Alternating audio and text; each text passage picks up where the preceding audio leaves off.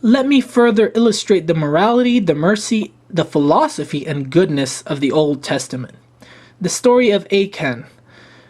Joshua took the city of Jericho. Before the fall of the city, he declared that all the spoil taken should be given to the Lord.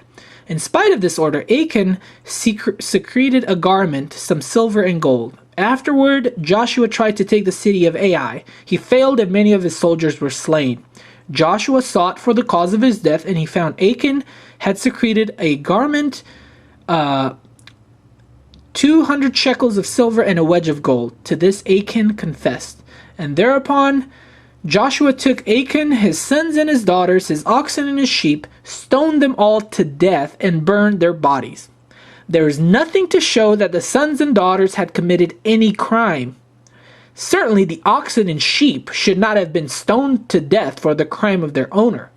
This was the justice, the mercy of Jehovah. After Joshua had committed this crime, with the help of Jehovah, he captured the city of Ai. The story of Elisha.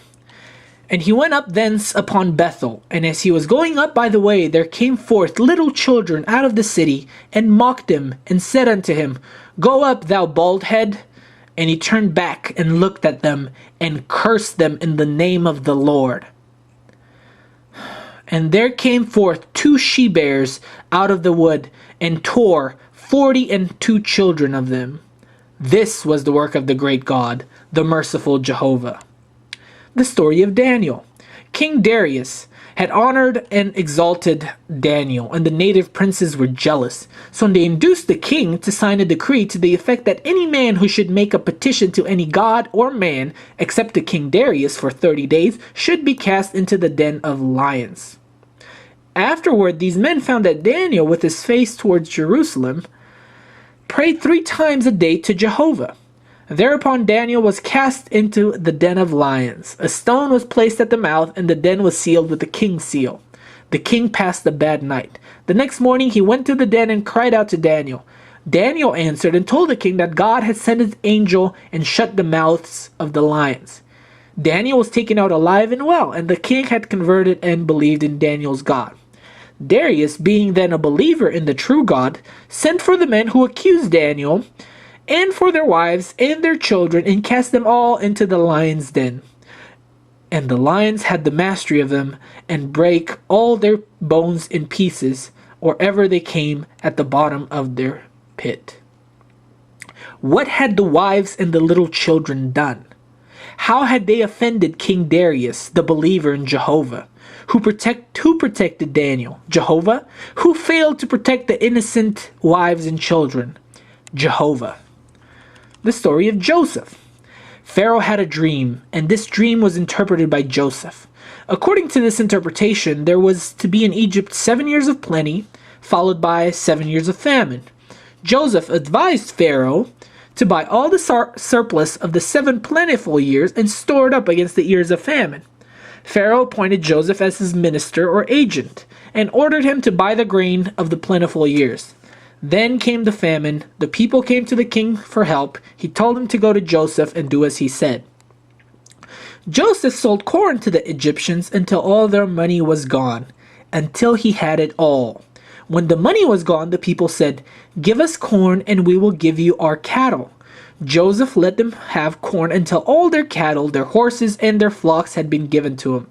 Then the people said, Give us corn and we will give you our lands. So Joseph let them have corn until all their lands were gone. But the famine continued, and so the poor wretches sold themselves, and they became the servants of Pharaoh. Then Joseph gave them seed, and made an agreement with them that they should forever give 1/5 of all they raised to Pharaoh. Who enabled Joseph to interpret the dream of Pharaoh? Jehovah. Did he know at the time that Joseph would use the information thus given to rob and enslave the people of Egypt? Yes. Who produced the famine? Jehovah. It is perfectly apparent that the Jews did not think of Jehovah as the God of Egypt, the God of all the world. He was their God, and theirs alone. Other nations had gods, but Jehovah was the greatest of all. He hated other nations and other gods, and abhorred all religions except the worship of himself.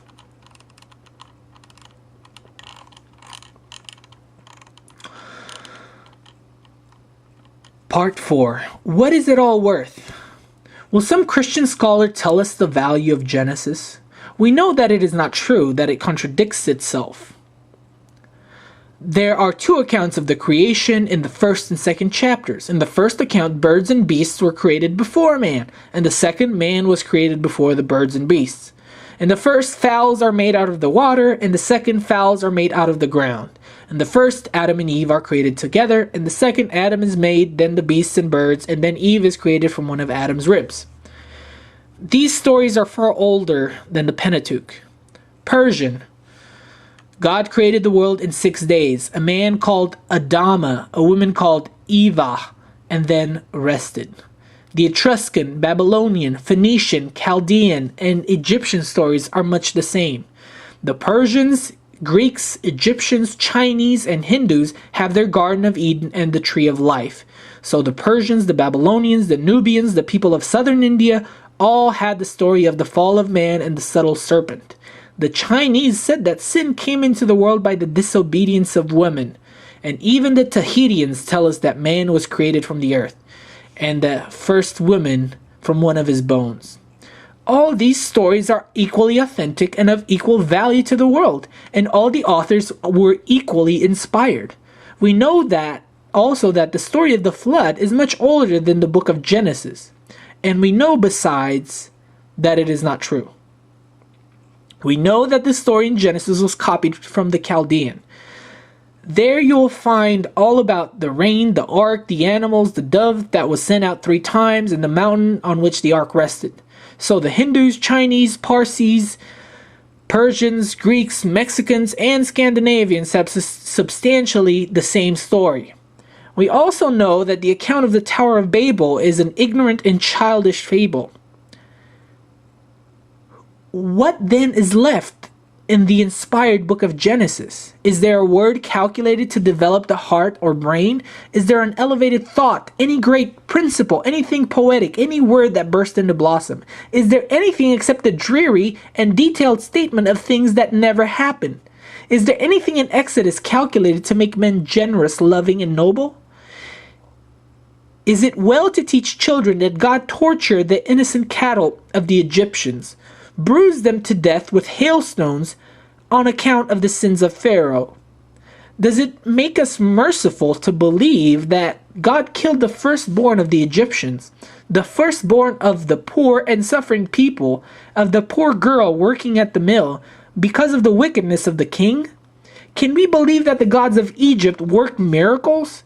Did they change water into blood and sticks into serpents? In Exodus, there is not one original thought or word of value. We know, if we know anything, that this book was written by savages. Savages who believed in slavery, polygamy, and wars of extermination. We know that the story told is impossible, and that the miracles performed were never performed. This book admits that there are other gods besides Jehovah. In the 17th chapter is the verse, "Now I know that the Lord is greater than all gods, for in the thing wherein they dealt proudly, he was above them." So in this blessed book is taught the duty of human sacrifice, the sacrifice of babes. In the 22nd chapter is the command, "Thou shalt not delay to offer the first of thy ripe fruits and thy liquors, the firstborn of thy sons thou shalt give unto me."